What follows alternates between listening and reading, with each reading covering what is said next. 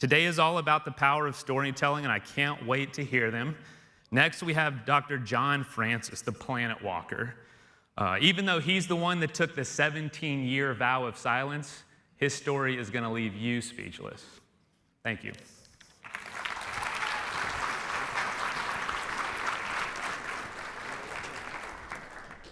Our story begins on a misty night in 1971 when two oil tankers collide beneath the Golden Gate Bridge, spilling more than 500,000 gallons of crude into the bay. At that time, John Francis was just another hippie living in West Marin County. But when he saw the oozing sludge and dying birds, he wanted to protest in a way that others thought was crazy. Francis wanted to stop riding in cars. And I found myself on the road walking, and I said, well, I'm already walking here. I'm just going to keep walking. With his banjo as his companion, John Francis challenged anyone who would listen to believe in his mission. I found myself arguing with my friends if one person could make a difference by not riding in an automobile. So he had another idea. To stop the arguments, he would simply stop talking. I decided that I would stop speaking just for one day to give my community a gift of my silence, because John was a big talker. This is Francis back then. He was 27 years old on the day he stopped talking in order to truly listen. That day's silence lasted 17 years. When I first stopped speaking, I could hear all the conversations pretty much that I ever had. After about a month of not speaking, they soon went away. Without the conversations, John had only to listen to himself, and what he heard disturbed him. He realized that he had been living a lie about who he was as a black man in a white world. What I saw in the media was I could be a buffoon or I could be a criminal, but could I be the person I am right now? And I didn't see that person. It took me to just stop talking until I said, oh my God, there you are. and then I just rediscovered who I was, and I didn't need to lie anymore. Well, I couldn't lie because I didn't talk. I mean, I just couldn't do it. Francis went from being this know-it-all to someone who wanted to know more. So he began a pilgrimage that left his footprints across the country. There's our start. John Francis. Linda Lindell. You haven't taken a ride, you walked all the way, huh? I saw America. I heard America speak to me, and I was very taken by what my experience was.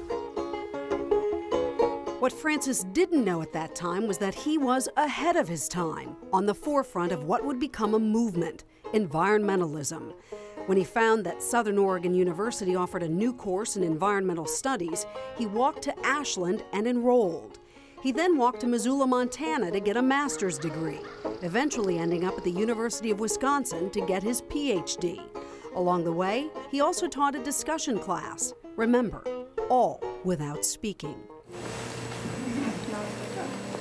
13 years ago. Sometimes I would make these signs like so. And my class would sit around, they go, what's he saying? What's he saying? I don't know, I think he's talking about clear cutting. No, that's not clear cutting. He was using a handsaw, and he wouldn't clear cut with a, you can clear cut with a handsaw. I think he's talking about selective forestry.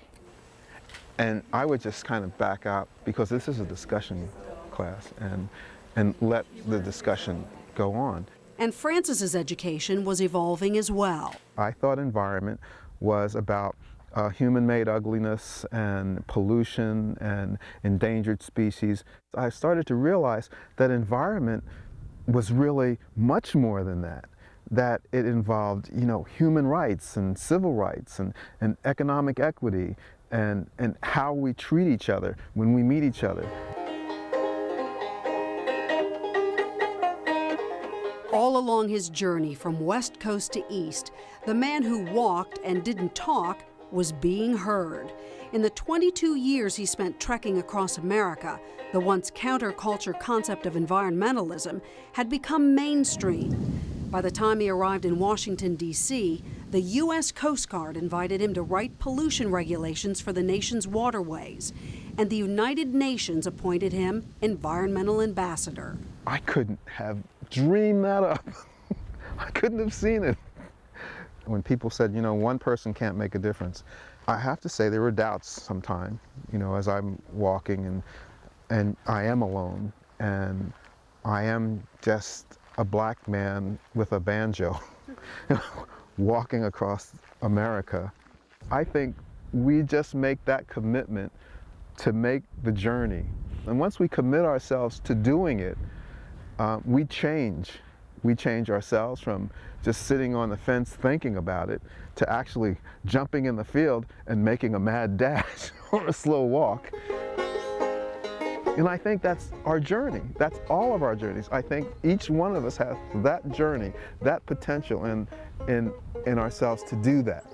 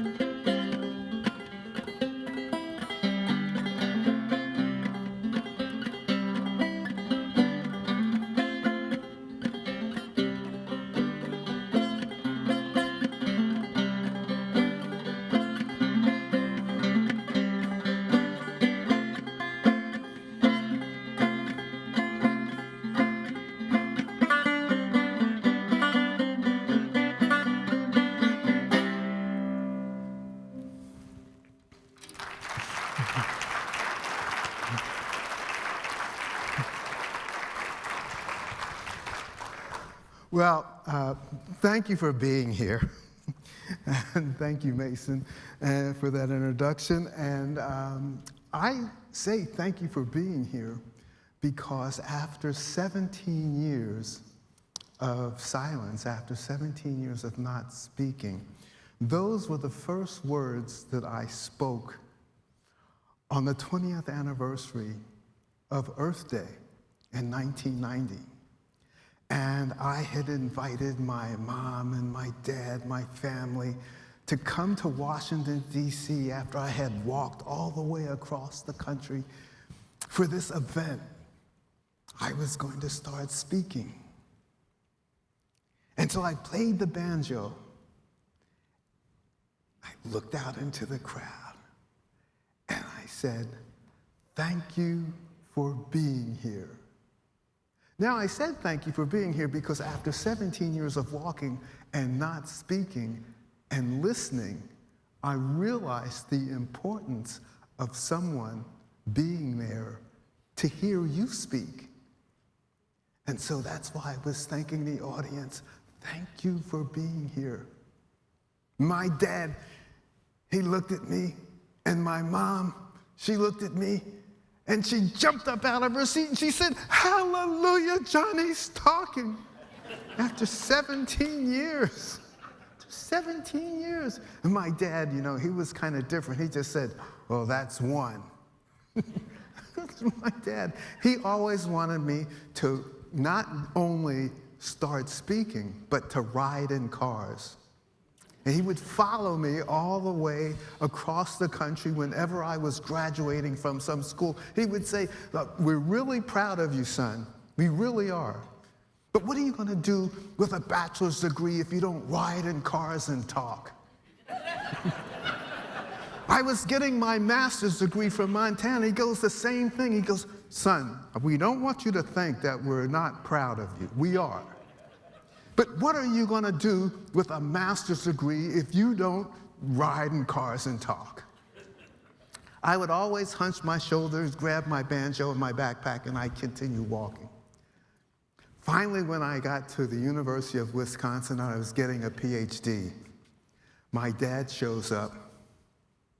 He looks at me and he says, you know, my sister said I should leave you alone because you seem to be doing so much better when you're not saying anything. But what are you going to do with a PhD if you don't ride in cars and talk? And he said, they're a dime a dozen. Backpack, banjo, and I'm on to the East Coast. So I arrive in the East Coast, and on Earth Day, I want to speak. And the reason I want to speak is because after listening to all the stories, after listening to all the stories of America as I walked across the country, after studying all the things about environment, I finally had something to say. And what I wanted to say was that environment was more than just pollution. It was more than just about loss of species and habitat. Those are important things. It was more about saving the rainforest and passing regulations to do certain environmental things. It was more than that. What I realized is that if people were part of the environment, if we're part of the environment, then how we treated each other was our first opportunity to treat the environment in a sustainable way or even understand what we mean by sustainability.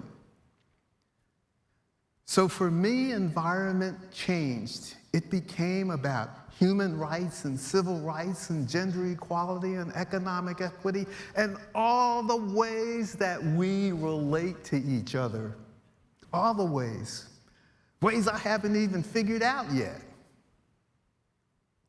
And so I chose Earth Day to speak because I wanted to remind myself that I was going to use my voice and speak for the environment. And so I'm here today, and I'm so happy to be here, and I'm so happy that you're here and that you're listening to me. Now, I want to tell you just a little bit more about my story, and I want you to think about it as a metaphor for all our stories. It's not just about me. It can't be just about me.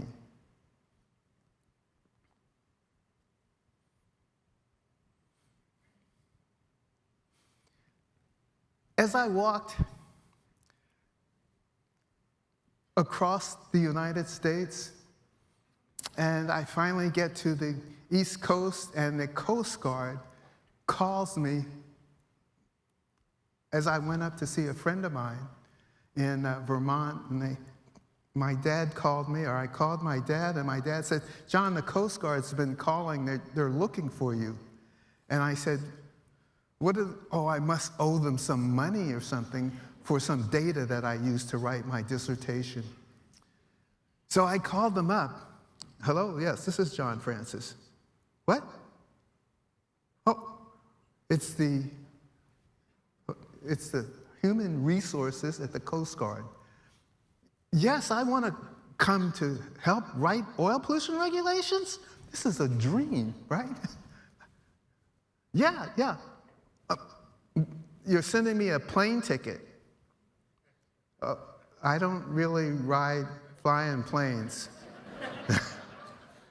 No, I don't ride in trains either. They know I don't ride in cars. How can I get there? I could ride a bike, or I could walk. I could ride my bicycle. Yeah. They said they'll be waiting. I called my dad up and I say, Dad, guess what? I got a job at the Coast Guard. My dad goes, what Coast Guard? The U.S. Coast Guard. He says, yeah, but do they know who you are? I said, yeah, I think so. He says, well, who do they think you are? I said, I don't know, Dr. Francis? I think that was the first time I used Dr. Francis, and my dad said, oh my God, the world certainly had changed. And the world had changed. And the world is continuing to change. A few months later, I pulled into the Coast Guard headquarters in Washington, D.C., and began writing oil pollution regulations for the United States. 20 years earlier, I got out of my car and started walking. If someone had said, John, if you just keep walking, get out of your car and just walk, and you're going to make a difference. You know, just keep walking east. And shut up, too. I would have thought, you know, they were smoking that stuff, you know, and it was really rotting their brains or something. But that's what happened. I had no idea that something like that could happen. And I was made a UN Goodwill ambassador, and it was just a wonderful time. And I walked the length of South America. I sailed to the Caribbean, got to Venezuela, and I walked the length of South America. It was in South America that I decided that I was going to use motorized vehicles. And so when I got to Brazil, I got on a VW bus, and I could just feel all of the industrialized transportation, the asphalt on the road, the firing of the machines and the motor, and I got on a plane and I flew back to Cape May, New Jersey, where my parents were. And I knocked on the door, and my dad came to the door and he says, wow, this is the best Christmas of my life. That's 2. My mother was upstairs and she came down, is that Fouad? Because I told my parents Fouad, our friend from Libya, was going to be coming. Tunisia was going to be coming to visit us. And she said, he's coming on Christmas? Why is he? Is he a Muslim? I said, yeah, but this doesn't make any difference. You know, Christianity and Islam is very closely related.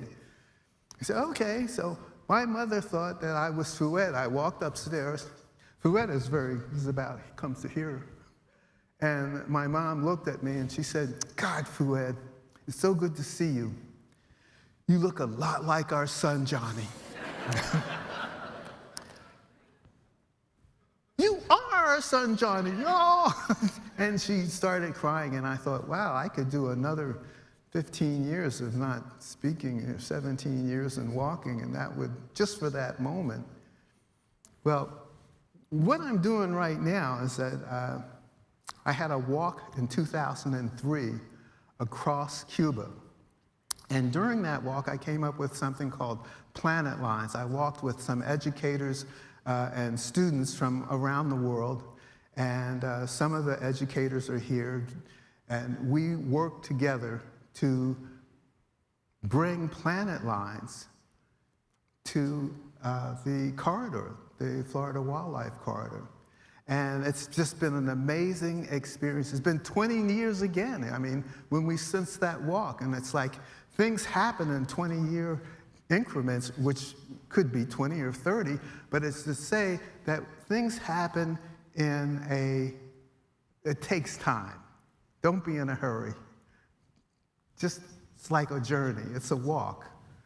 And so right now we're finishing up, I guess, the first iteration of that curriculum, and I have started walking in Africa, in South Africa, walking from Cape Town to Cairo, developing Planetlines so that we can share and connect with students around the world in partnership with a government program, U.S. government program called the GLOBE program, Global Learning and Observation to Benefit the Environment. And now we're looking at spreading and connecting with students from around the world about kindness and generosity and sharing all their stories along with science to spread that message. And so I'm going to stop here because I can see my clock is running out, and I'm going to finish off by playing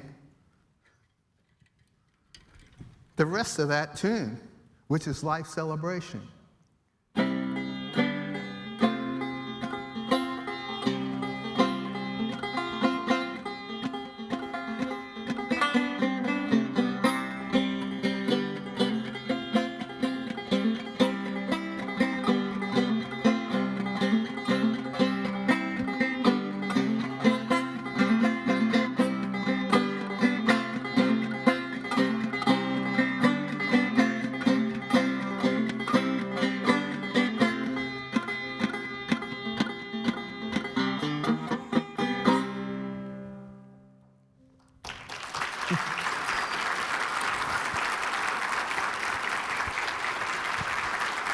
Thank you,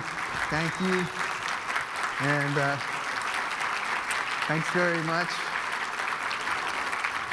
And so I think one of my team members, T.H. Culhane, Dr. Culhane, is on his way up here to introduce the next speaker, the storyteller.